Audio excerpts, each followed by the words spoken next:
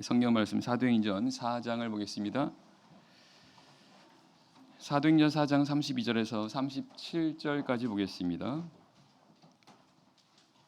사도행전 4장 32절에서 37절 제가 읽도록 하겠습니다.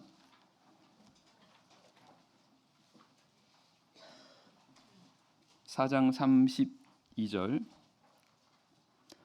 믿는 무리가 한 마음과 한 뜻이 되어 모든 물건을 서로 통용하고 제 재물을 조금이라도 제 것이라 하는 이가 하나도 없더라. 사도들이 큰 권능으로 주 예수의 부활을 증거하니 무리가 큰 은혜를 얻어 그 중에 핍절한 사람이 없으니 이는 밭과 집 있는 자는 팔아 그 판 것의 값을 가져다가 사도들의 발 앞에 두매 저희가 각 사람의 필요를 따라 나눠 줌이러라. 구브로에서 난 레위 족인이 있으니 이름은 요셉이라. 사도들이 일컬어 바나바 번역하면 권위자라 하니 그가 밭이 있음에 팔아 값을 가지고 사도들의 발 앞에 두니라. 아멘. 오늘 본문에 나와 있는 성경 말씀을 통해서 초대교회가 공동체 생활을 했었다라는 것을 알게 됩니다. 근데 공동체 생활이 단지 그냥 모여서 살아가는 그런 모습이 아니라 아주 특별한 그런 모습이었다는 것입니다. 성경은 그들이 한 마음과 한 뜻이 되었다 이렇게 말씀하십니다. 정말 한 가족 같은 그런 모습으로 살았다라는 것입니다. 너무나 보기 좋고 그리고 그런 아름다운 그런 모습입니다. 우리 교회도 그와 같은 한 마음과 한 뜻이 되어서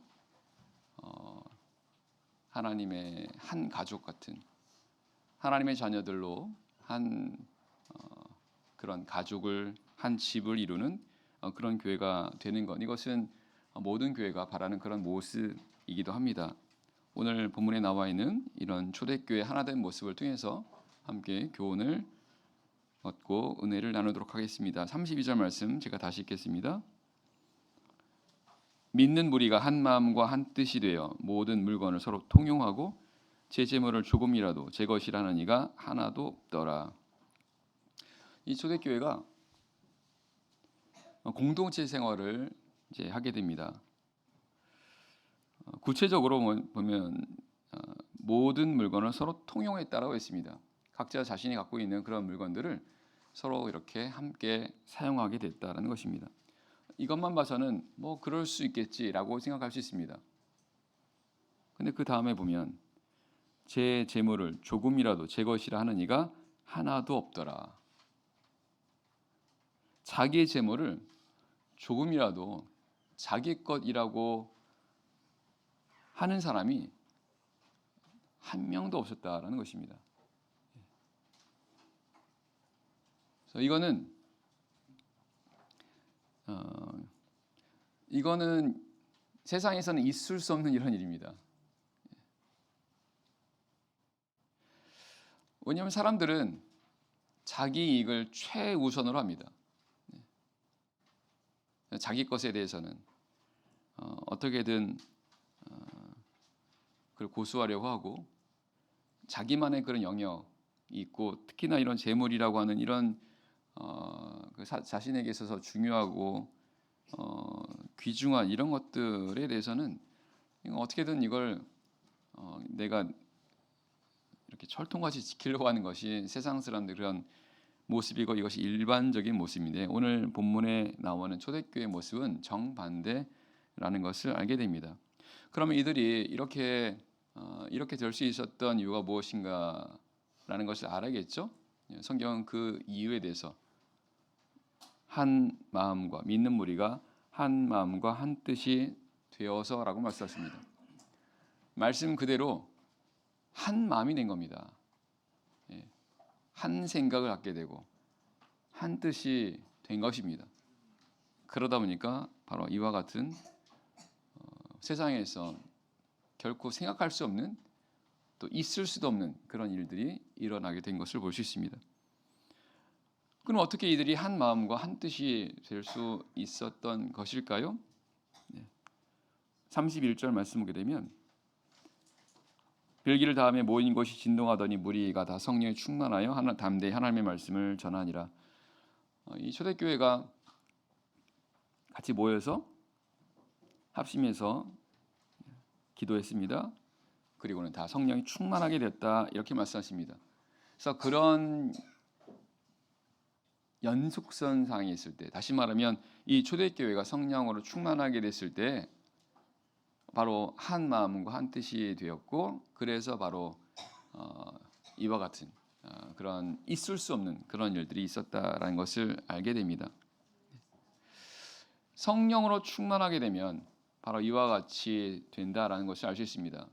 왜냐하면 성령은 하나님의 영이지 않습니까? 하나님의 영으로 충만하게 됐다는 것은 하나님의 영으로 가득 차게 됐다는 것입니다.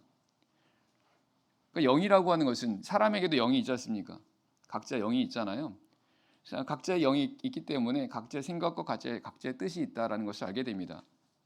그런데 성령으로 하나님 영으로 이렇게 충만하게 되면 하나님의 생각, 하나님의 뜻으로 이렇게 말 그대로 충만하게 되는 거죠. 그러면 한 생각, 한 뜻, 한 마음을 갖게 되는 것을 보게 됩니다.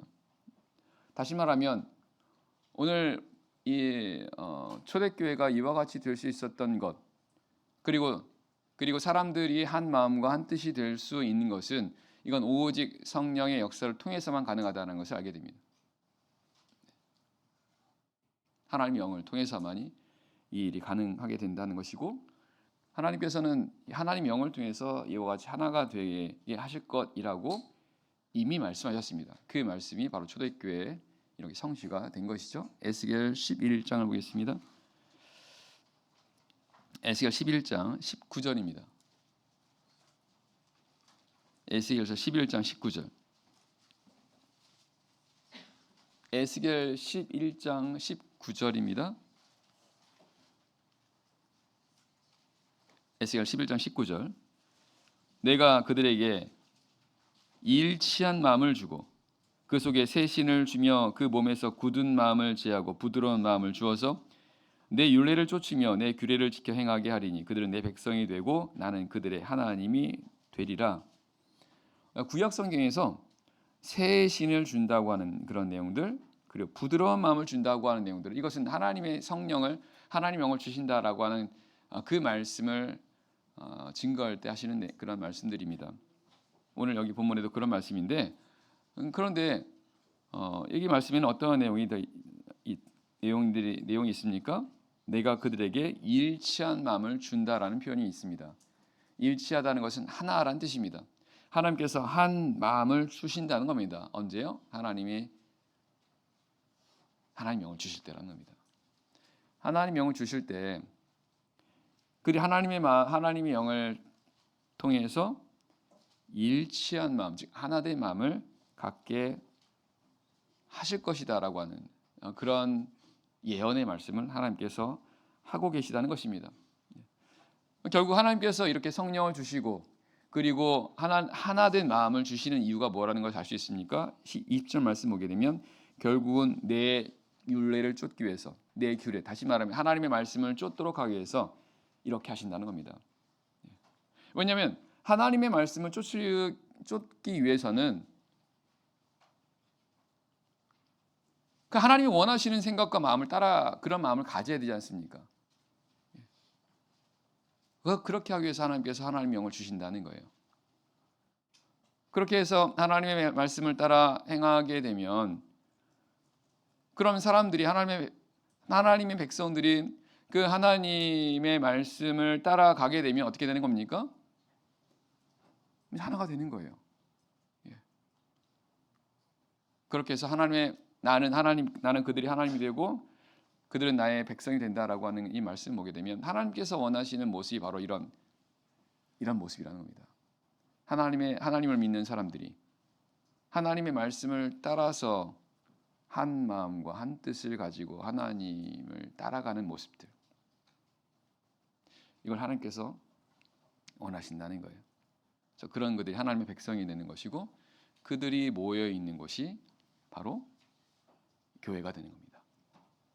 그래서 하나님께서는 이런 하나님의 영을 통해서 장차 교회가 이와 같이 될 거라고 하는 것을 말씀하셨습니다. 그리고 하나님께서는 이런 부분들을 계속해서 아직 성취가 되지 않았지만 때가 되면 즉 교회를 통해서 이와 같은 일들이 일어나게 될 거라고 하는 것을 하나님께서 말씀하신 겁니다.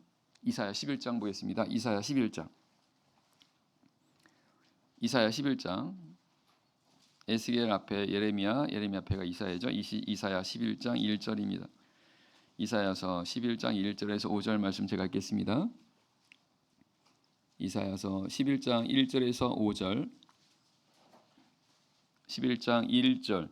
이새의 줄기에서 한 싹이 나며 그 뿌리에서 한 가지가 나서 결실할 것이요 여호와의 신 곧 지혜와 총명의 신이요 모략과 재능의 신이요 지식과 여호와를 경외하는 신이 그 위에 강림하시리니 그가 여호와를 경외함으로 즐거움을 삼을 것이며 그 눈에 보이는 대로 심판치 아니하며 귀에 들리는 대로 판단치 아니하며 공의로 빈핍한 자를 심판하며 정직으로 세상의 겸손한 자를 판단할 것이며 그 입에 막대기로 세상을 치며 입술의 기운으로 악인을 죽일 것이며 공의로 그 허리띠를 삼으며 성실로 몸의 띠를 삼으리라. 이새의 줄기에서 한 싹이 나게 될 것이다. 이새는 다윗의 부친입니다. 그렇죠? 이새의 줄기에서 한 싹이 난다는 것은 결국은 이 다윗의 집안에서 한 싹, 한 가지가 나온다는 것입니다. 이 구약 성경에서 이사야서는 예언서입니다. 그렇죠? 앞으로 일어나게 될 것을 말씀하시는 겁니다. 그래서 이 말씀은 다윗의 자손 가운데 바로 이제 그리스도가 나게 된다라는 그런 말씀이십니다. 한 싹, 한 가지가 난다. 이거는 그리스도가 즉 메시아 구원자가 일어나게 된다라는 것을 말씀하시는 거는요. 근데 오늘 말씀 보면 이 그리스도에게 하나님의 신이 임하게 된다는 것을 알게 됩니다. 하나님의 신. 근데 하나님의 신이 어떤 신이라고 말씀하십니까? 지혜, 총명, 모략, 재능의 신이요 여호와를 경외하는 신이라고 말씀하십니다. 여호와를 경외하는 신. 그래서 그 하나님께서 하나님의 영을 그 그리스도에게 이렇게 임하게 해서 그리스도가 이 하나님의 영을 가지고 하나님의 신을 통해서 그와 같이 행한다는 겁니다. 지식, 지혜와 총명으로, 모략과 재능으로, 그리고 하나님의 경외하는 그런 마음으로 이 일을 행하게 된다라는 것입니다. 그래서 그 이하에 보게 되면 하나님을 경외함으로 즐거움을 삼게 되고, 그래서 하나님을 경외하는 그것을 즐겁게 행하게 될 뿐더러 그 뒤에 말씀 보게 되면 임의로 행하는 게 아니라 공의로 행하게 된다고 말씀하십니다. 공의로. 즉 이 그리스도가 자기의 임의로 자기 뜻대로 이렇게 행하는 게 아니라, 왜냐하면 그리스도는 하나님이 세운 구원자지 않습니까? 그가 자신의 뜻대로 행하는 게 아니라 하나님의 뜻을 따라서 행한다는 겁니다. 그것을 공의로 행한다라는 거죠. 어떻게요? 하나님의 영을 통해서라는 것입니다. 하나님의 영을 통해서요. 근데 그때 6절입니다. 6절. 그때에 이리가 어린 양과 함께 거하며 표범이 어린 염소와 함께 누우며 송아지와 어린 사자와 살찐 짐승이 함께 있어 어린아이에게 끌리며 암소와 곰이 함께 먹으며 그것들의 새끼가 함께 엎드리며 사자가 소처럼 풀을 먹을 것이며 젖 먹는 아이가 독사의 구멍에서 장난하며 젖된 어린아이가 독사의 굴에 손을 넣을 것이라. 9절. 나의 거룩한 산 모든 곳에서 해됨도 없고 상함도 없을 것이니 이는 물이 바다를 덮음같이 여호와를 아는 지식이 세상에 충만할 것임이니라. 성경은 그때, 다시 말하면 그리스도가 하나님의 영을 받아서 하나님의 영을 통해서 공의로 행하는 그때 6절 이하 같은 이런 일들이 일어나게 된다고 말씀하십니다. 어떤 일이 일어납니까? 이리가 어린 양과 함께 거합니다. 원래 이리가 어린 양과 함께 거할 수 없습니다. 왜냐하면 이리가 어린 양을 잡아먹습니다. 이게 자연스러운 모습인 거죠. 그런데 이리가 어린 양과 함께 거한다는 것은 뭡니까? 이건 본성을 거스린다는 겁니다. 본성대로 한다면 이리가 어린 양을 잡아먹어야 돼요. 근데 안 잡아먹습니다. 표범이 어린 염소와 함께 눕습니다. 본성대로 한다면 표범이 어린 염소를 잡아먹어야 맞습니다.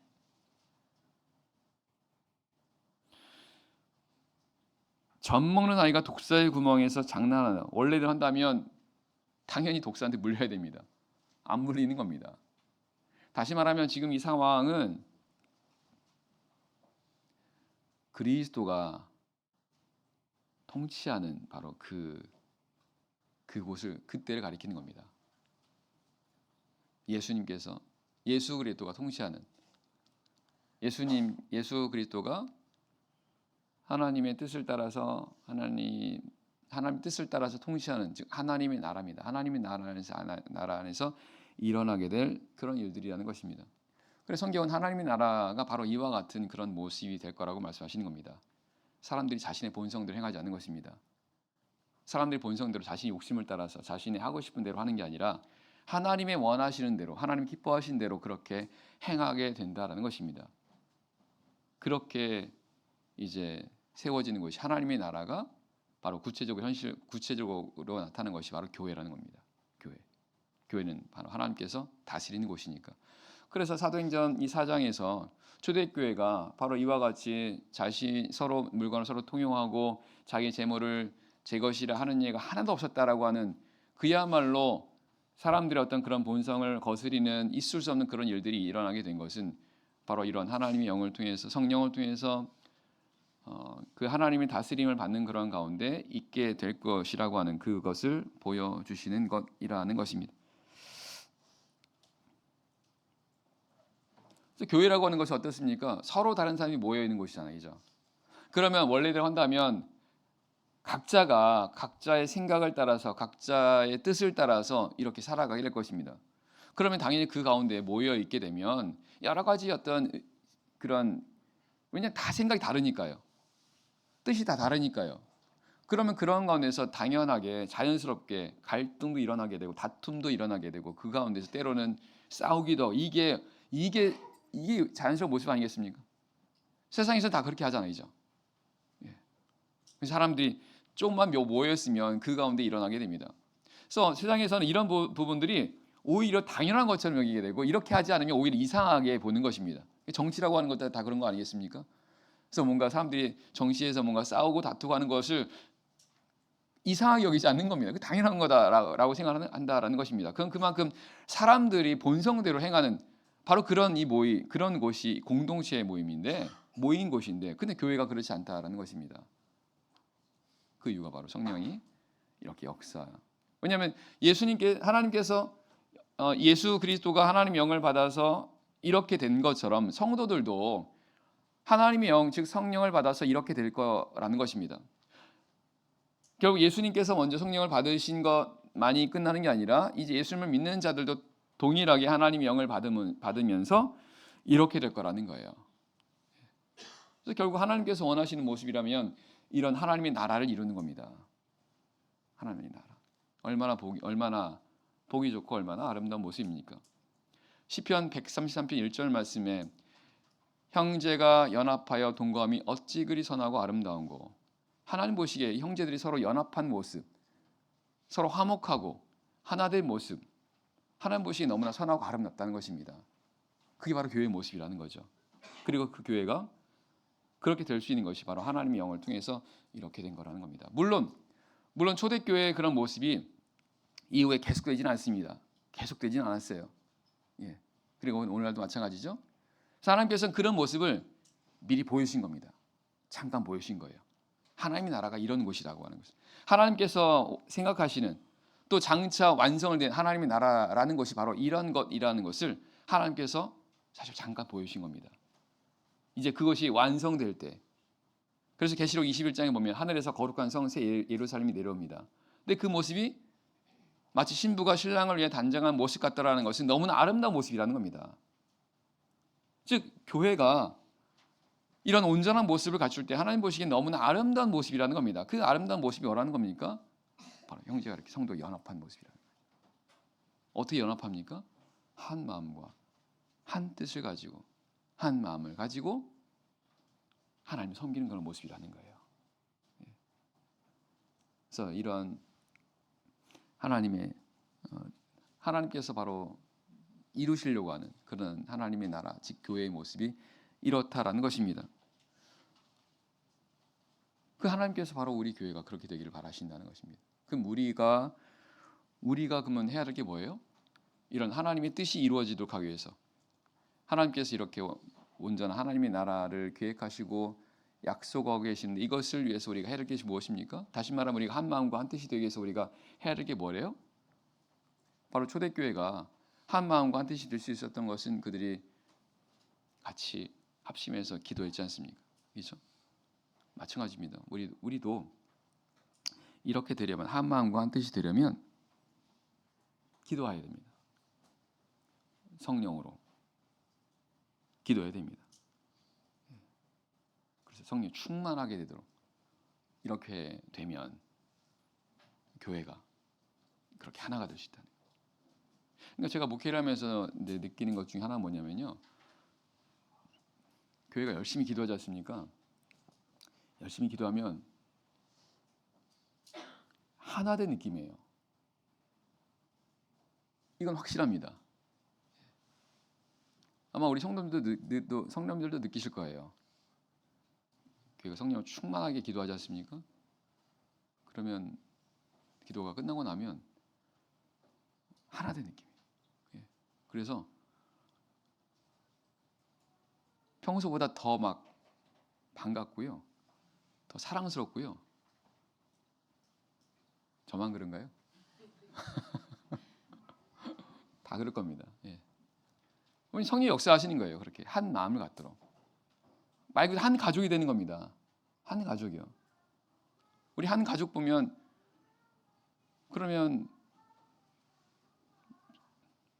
안 보면 보고 싶고 안 보이면 걱정되고 뭐 이런 마음, 이게 가족의 모습이지 않습니까?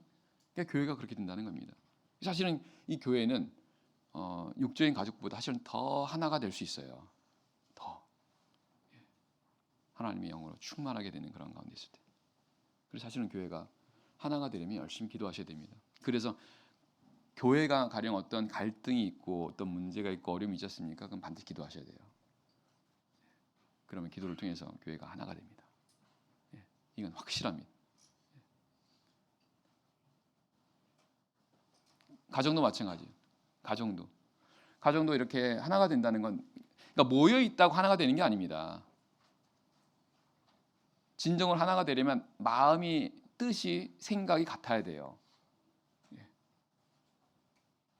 하나님께서 하시는 역사라는 겁니다. 하나님께서 성령을 통해서 하시는 그 역사라는 거죠. 그래서 이것이 기도를 통해서 이루어진다는 것입니다. 왜냐하면 기도하게 되면요, 로마서 8장 27절에 보게 되면 성령이 하나님의 뜻대로 성도를 위하여 간구한다고 말씀하십니다. 우리가 성령을 기도하잖아요. 그러면 성령이 우리를 위해서 기도한다는 겁니다. 하나님 뜻대로. 하나님 뜻은 하나지 않습니까? 그러면 성령을 기도하면 기도할수록 하나님의 그런 뜻을 향해 내 마음이 나아간다는 거예요. 내 마음이 그렇게 조금씩 바뀐다는 겁니다. 그럼 점점 마음이 하나가 되는 거죠. 그리고 이거는 나 자신에도 해당됩니다. 나 자신한테도. 내가 성령으로 충만하지 않습니까? 성령이 내 안에서 강하게 역사하게 되면 그러면 내 마음도 하나가 돼요. 내 마음도. 그럼 어떻게 됩니까? 내 마음이 나눠지지 않는 거예요. 한 마음이 되는 겁니다. 그러면 평안하죠. 왜 평안이 없을까요? 왜 마음이 나눠지는 겁니까? 근심 걱정이 있을 때, 내가 어떻게 해야 될지 잘 모를 때, 생각들이 여러 개로 나눠질 때, 그때는 우리 마음이 막 혼란스럽습니다. 마음과 생각이 하나가 안 된 거죠. 그럼 그때 뭐 해야 됩니까? 그때 기도하셔야 돼요. 그럼 성령이 내 안에서 내 마음 하나로 이렇게 만들어 가십니다. 빌립보 4장 6절 말씀에 보면 아무것도 염려하지 말고 오직 모든 일에 기도와 간구로 너희 구할 것을 감사함으로 하나님께 아뢰라. 그러면 모든 지각이 뛰어난 하나님의 평강이 너희 생각과 마음을 지키신다는 것은 우리가 어떤 염려와 걱정이 있을 때 하나님께 기도하면 우리 마음을 평안하게 하신다는 겁니다. 그 평안하게 하는 그 과정이 바로 그 성령이 그렇게 역사하신다는 겁니다. 그래서 하나가 되는 이 방법, 하나가 되는 비결은 바로 성령의 역사라는 겁니다. 그래서 우리 교회, 내 가정, 내 자신 스스로가 이렇게 하나가 되기 위해서 힘을 써야 한다는 것입니다. 에베소 4장입니다. 에베소 4장 말씀. 에베소서 4장 1절입니다. 에베소 4장 1절.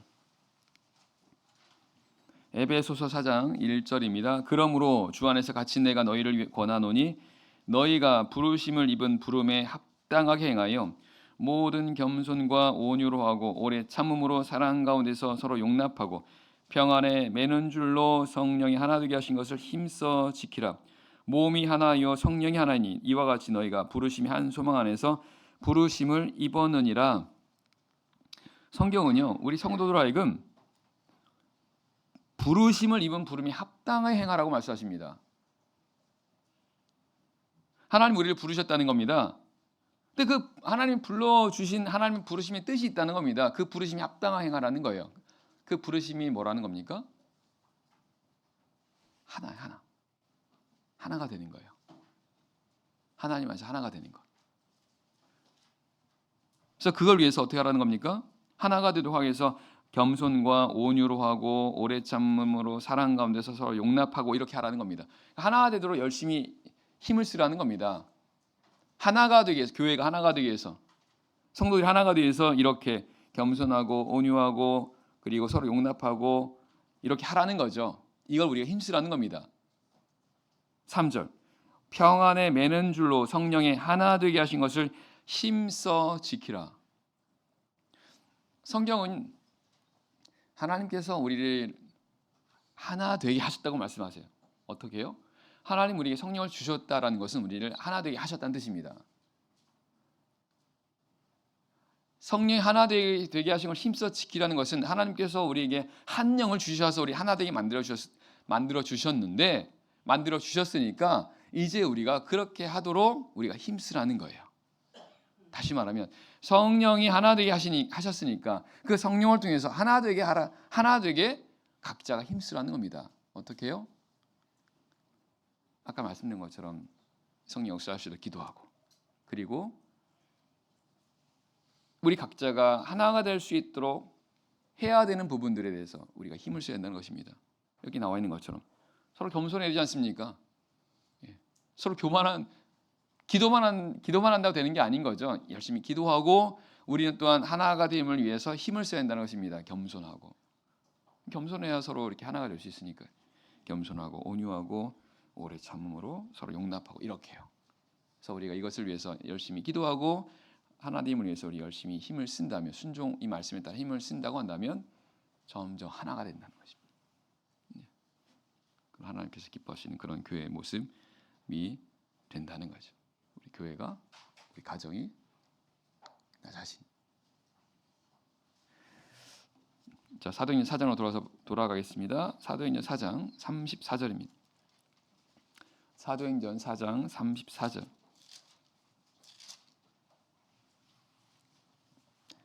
사도행전 4장 33절이네요. 33절.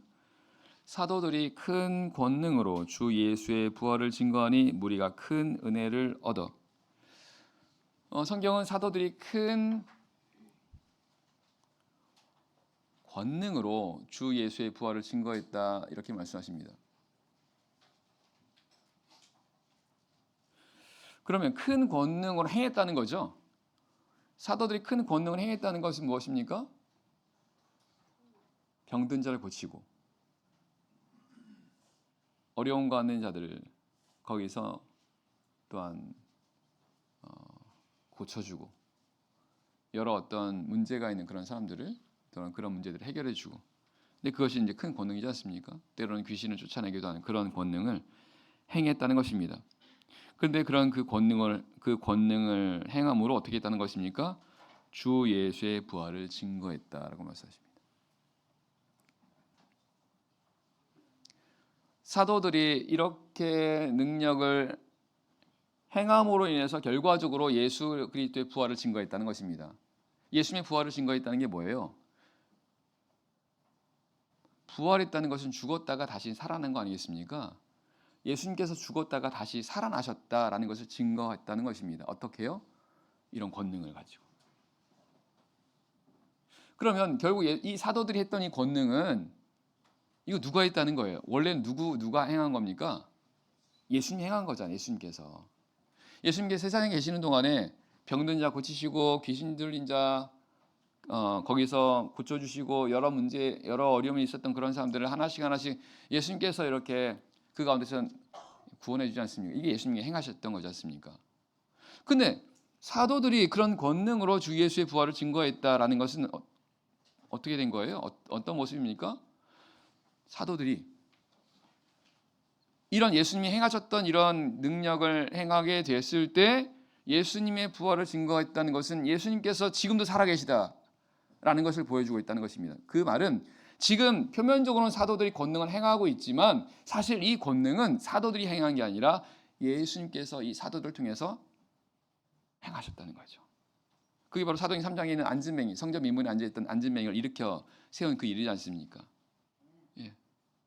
결국은 지금 이 사도들이 행한 것은 무엇을 위해 행했느냐? 그리고 이들이 행한 것을 통해서 결과적으로 이루어진 게 뭐냐면 다 예수님의 부활을 증거했다는 것입니다. 예수님 부활. 즉 예수님이 죽으셨던 예수님께서 지금도 살아 계시다. 지금도 살아 계셔서 지금도 역사하고 있다. 이것을 증거하고 있다는 것입니다. 증거했다는 거예요. 그럼 그 예수님께서 초대교회만 살아계셨냐? 아닌 거죠. 예수 그리스도는 어제나 오늘이나 영원토록 동일하다라고 말씀하십니다. 그 예수님께서 오늘날도 이렇게 살아계시다는 거예요. 그러면 오늘 성경에서 말씀하는 것처럼 사도들이 큰 권능으로 예수님의 부활을 증거했다고 한다면 그럼 우리도 그렇게 할 수 있다는 뜻입니다. 우리도요. 우리 교회도. 왜냐하면 우리 교회는 예수님이 함께 하시는 그런 교회니까요. 결국 예수님의 부활을 증거했다는 것은 예수님이 살아계시고 지금 함께하고 계시다라는 걸 보여준 거지 않습니까? 예수님이 함께 계시다. 물론 예수님이 눈에 보이지 않죠. 영으로 계시니까. 예수님이 성령으로 계시는 거니까. 눈에 보이지 않지만 예수님께서 세상에 계셨을 때 육체에 계실 때 하셨던 것과 똑같은 그런 일들이 일어나는 걸 보고 아 예수님이 지금도 계시는구나. 지금도 역사하시는구나. 이거를 사람들이 보고 알 수 있다는 것입니다.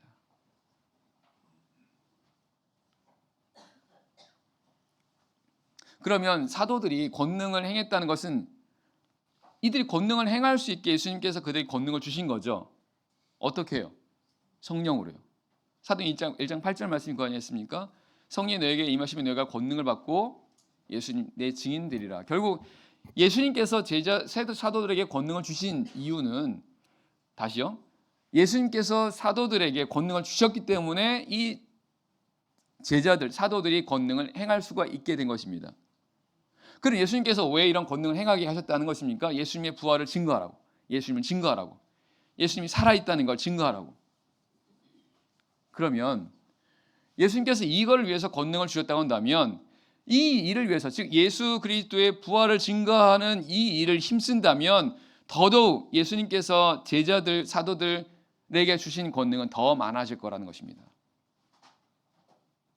다시 말하면 예수님의 부활을 증거하는 걸 힘쓰게 될 때 예수님께서 그들에게 주시는 성령을 통해서 주시는 권능도 더 많아지고 더 강력해질 거라는 거죠. 실제로 이 사도들이 성령으로 충만하게 됐습니다. 어떻게 해요? 기도했을 때이죠. 왜 기도했어요? 지난번 말씀 보니까 사도들이 예수님을 증거하다가 핍박을 당했습니다. 근데 그런 가운데서 힘든 일, 이런 가운데 핍박을 당하니까 거기서 멈춘 게 아니에요. 하나님께 기도합니다. 다음 데이 전할 수 있게 해달라고. 예수님을 증거하다가 어려움과 그리고 핍박을 당하고 환난을 당했는데 그럼에도 불구하고 이들은 더 힘을 쓴 거예요. 그런 그들에게 예수님의 그런 권능이 나타난 건 전혀 이상한 문제가 아니라는 겁니다. 그리고 그 예수님이 주신 그 권능으로 인해서 교회가 성령 충만함으로 담대히 하나님의 말씀을 증거한 것뿐 아니라 오늘 말씀처럼 한 마음과 한 뜻이 된, 사실 이건 기적입니다. 기적. 이런 일이 일어나게 된 건 그냥 된 게 아니라는 거예요. 그 말은 오늘 우리도 마찬가지라는 거예요. 오늘 우리 참예수교회도 우리가 주님께서 우리 참예수교회에 성령을 주셨습니다. 이 성령은 참예수교회만 있습니다. 그럼 주님께서 왜 성령 우리 참예수교회에 주신 것이라는 것입니까? 예수님의 부활을 증거하라는 겁니다. 예수님 지금도 살아계시다는 것. 그 예수님의 부활을 증거하려다 보니까 권능이 필요해서 우리에게 이런 권능을 주신 거예요. 그래서 우리 교회가 이 일을 힘써야 됩니다. 예수님의 부활을 증거하는 걸 힘써야 됩니다. 그리고 그것을 힘쓰면 힘쓸수록 더욱더 주님께서 성령을 통해 약속하신 그 권능은 더욱더 임하게 될 거라는 것입니다. 그래서 우리 교회가 더욱더 복음을 전하는 것을 힘을 쓰셔야 돼요. 그러면 권능, 결국 권능의 능력이지 않습니까? 주님께서 성령을 통해 주시는 이 능력은 더하게 될 거예요. 교회적으로, 가정적으로, 개인적으로. 그럼 이런 은혜가 더 많아지는 것입니다. 34절입니다. 34절 말씀. 그 중에 핍절한 사람이 없으니 이는 밭과 집 있는 자는 팔아 그 판 것의 값을 가져다가 사도들의 발 앞에 두면 저희가 각 사람의 필요를 따라 나눠줌이러라. 성경은 이 사도교회가요, 핍절한 사람이 없었다고 말씀하십니다. 가난한 사람이 없었다는 거예요. 왜요? 여기 말씀대로 그 성도들 가운데서 집 있고 밭 있고 하는 사람들이 그걸 팔았어요. 그 판 값을 가지고 사도를 발 앞에 놓았습니다. 사도는 그걸 가지고 이제 교회 안에 그런 어려움 가운데 있는 가난한 그런 성도들을 나눠준 거예요. 그러니까 결과적으로 교회에 이런 핍절한 가난한 사람들이 없었다라는 것입니다. 그러면 생각해 보세요. 이 사도교회가, 초대교회가 이렇게 성도들이 밭과 집이 있는 걸 팔아서 이렇게 된 것이 어떻게 된 것일까요? 오늘 말씀은 33절 끝에 보게 되면 무리가 큰 은혜를 얻었다고 됐습니다. 큰 은혜를 얻었다는 거예요. 무슨 말입니까? 하나님 은혜를 받은 거예요. 하나님 은혜를 받으니까 감동이 된 거예요. 그래서 이거는 시킨 게 아니에요. 누가 오늘날에 보면 이런 공동체 하는 그런 곳들이 있습니다. 실제로요. 저도 가봤거든요. 정말 모여서 살아요. 공동체 집단 생활 합니다. 근데 그거는 시켜서 하는 거예요. 이 초대교회는 그게 아닙니다. 은혜를 받은 거예요. 은혜를 받아서 감동이 된 겁니다. 시킨 게 아니라 자원해서 한 거예요. 그래서 출애굽기 말씀 보게 되면 하나님께서 이스라엘 백성에게 성막을 지으라는 말씀하지 않습니까? 성막. 그 성막을 지은 데 있어서 성막에 들어가는 여러 가지 어떤 그런 그 기구들, 이건 굉장히 정교하게 만들어야 되지 않습니까? 그래서 하나님께서 그 일들을 위해서 어떤 사람들 세우고 그들에게 하나님의 신을 충만하게 해서 그것이 그들이 이런 그 안에 들어가는 것들을 만들었다 이렇게 말씀하시면서 동시에 그 성막 안에 여러 가지 물건들이 필요하지 않습니까? 여러 가지 어떤 재료들이 필요하잖아요. 그런 재료들이 어떻게 이렇게 충당되게 됩니까?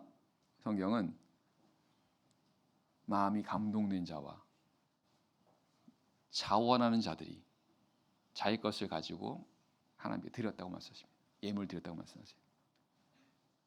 어떻게 이 감동이 된 겁니까? 어떻게 이렇게 자원 스스로가 누가 시켜서가 아니라 이렇게 스스로 이렇게 마음이 우러나서 된 겁니까? 감동된 거예요. 하나님께 감동시키신 겁니다. 하나님의 영이요. 이 초대교회가 바로 그렇게 된 것입니다. 초대교회가 하나님의 성령의 충만을 통해서 이 영이 그들이 감동이 된 거예요. 그래서 누가 시켜서 그런 게 아니라 스스로 자발적으로 이런 것들을 가지고 왔고 그래서 서로 이렇게 나누게 된 겁니다. 그러면 이 초대교회가 어떻게 이렇게 큰 은혜를, 이들이 어떻게 이렇게 감동을 받게 된 겁니까? 정말 이거 큰 감동이지 않습니까? 재물을 자기 것이라고 하는 사람이 한 명도 없었다고 할 정도는 굉장히 큰 은혜를 받은 것입니다. 정말 많은 그런 감동이 있었던 거죠. 그럼 이들이 이런 큰 은혜를 받았던 이유가 뭐라는 것입니까? 아까 말씀드린 것처럼 사도들이 큰 권능으로 주 예수의 부활을 증거하니 우리가 큰 은혜를 얻었다라고 말씀하십니다. 결국은 복음 전파에 있었다는 거예요. 복음 전파요. 그럼 우리가 이 말씀 중에서 알 수 있는 게 무엇입니까? 바로 복음 전파, 즉 예수 그리스도의 부활을 증거하는 삶을 힘쓰게 될 때 은혜 얻는다는 겁니다. 은혜를 얻는다는 거예요. 교회가, 가정이, 성도 각자가 이 복음 전파를 힘쓰지 않습니까? 은혜 받는다는 겁니다. 어떤 은혜 받아요? 하나님의 감동을 받는다. 그 마음을 움직여 주신다는 거죠. 그래서 하나님이 기뻐하는, 하나님이 원하는 그런 것들을 행할 수 있도록 그런 마음을 크게 갖게 된다는 사실입니다. 그러면 결국은 오늘 초대교회 같이 이런 부족함이 없는 삶을 살게 됩니다. 성경은요, 하나님이 함께 하시면 우리가 부족함이 없게 된다고 말씀하십니다. 결국 복음을 전파하게 될 때 어떻게 된다고요?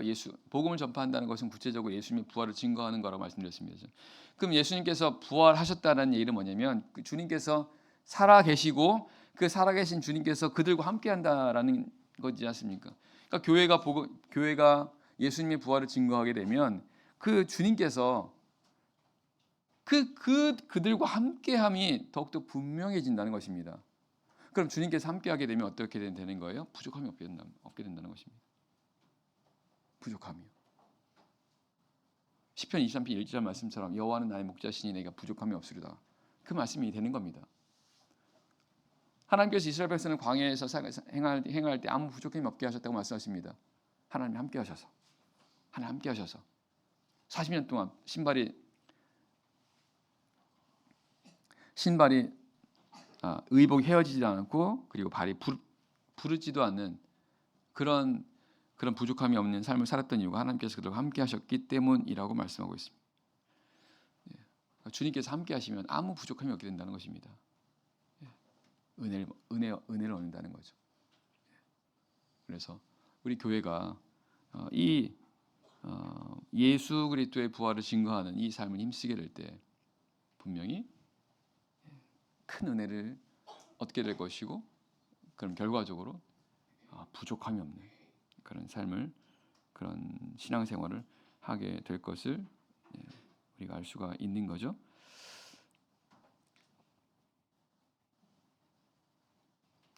고린도서 8장입니다. 고린도서 8장 9절입니다.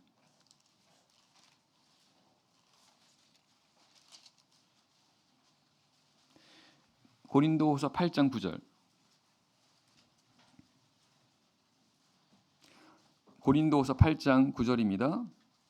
우리 주 예수 그리스도의 은혜를 너희가 알거니와 부요하신 자로서 너희를 위하여 가난하게 되심은 그의 가난함을 인하여 너희로 부요케 하려 하심이니라. 예수 그리스도의 은혜에 대해서 말합니다. 그 예수 그리스도의 은혜가 뭐냐? 부요하신 자로서 너희를 위하여 가난하게 되셨다라는 것입니다. 이 말이 무슨 말입니까? 예수님은 원래는 창조주 하나님이지 않습니까? 가장 높은 분이지 않습니까? 근데 그분께서 너희를 위해 가난하게 되셨다는 건 뭐예요? 그분이 우리가 육체로 되신 겁니다. 왜? 그의 가난함을 인하여 너희로 부요하게 하려 하심이라. 그 하나님께서 우리를 죄 가운데서 살리시려고, 구원하시려고 그 하나님께서 우리가 똑같은 죄인의 모습으로, 죄인된 모양으로 오신 겁니다. 그리고 십자가에서 고난 받으시고 죽으셨어요. 그래서 그렇게 해서 어떻게 된 겁니까? 이렇게 하나님께서 가난하게 되셨다는 겁니다. 근데 하나님께서 그렇게 가난하게 되심으로 인해서 우리 성도들이 부유하게 됐다는 겁니다. 죄 가운데 있었던 그런 자들이 이제 거기서 구원을 받게 된 이게 부여하게 된 거죠. 그죠? 그럼 예수님은요? 예수님 십자가에서 죽고 그다음 어떻게 됩니까? 부활하게 됩니다. 성경은 하나님께서 예수 그리스도를 모든 무릎이 예수 그리스도 앞에 복종하게 했다고 말씀하십니다. 다시 말하면 예수님을 가장 높게 하셨다는 거예요. 즉 예수 그리스도 은혜라는 게 바로 이런 것입니다. 낮아졌지만 낮아지게 될 때 가장 부유하게 된다는 것입니다. 낮아지게 될 때 부유하게 되는 게 바로 예수님의 은혜라는 겁니다. 낮아질 때 부유하게 되는 것. 그럼 결과적으로 초대교회가 어떻게 된 겁니까? 집 있고 밭 있고 이런 사람들이 어떻게 되니까 그걸 팔았지 않습니까? 그걸 팔아서 나눠준 거잖아요. 그러면 이것만 봐서는 부유한 자들이 가난하게 된 거죠. 그죠? 그런데 여기서 끝나는 게 아니라는 겁니다. 이 가난하게 부유했던 자들이 그렇게 가난하게 되면 거기서 끝나는 게 아니라 다시금 부유하게 된다는 것입니다. 8장 1절입니다. 8장 1절 형제들아 하나님께서 마게도냐 교회들에게 주신 은혜를 우리가 너희에게 알게 하노니 환난의 많은 시련 가운데서 저희 넘치는 기쁨과 극한 가난이 저희로 풍성한 연보를 넘치도록 하게 하였느니라. 고린도서 8장의 내용은요. 이 예루살렘 교회를 돕기 위해서 이제 마게도냐 교회 성도들이 이들을 위해서 이제 물질로 헌금한 그 내용을 가리키는 건데 이 마게도냐 교회가 어떻게 됐냐?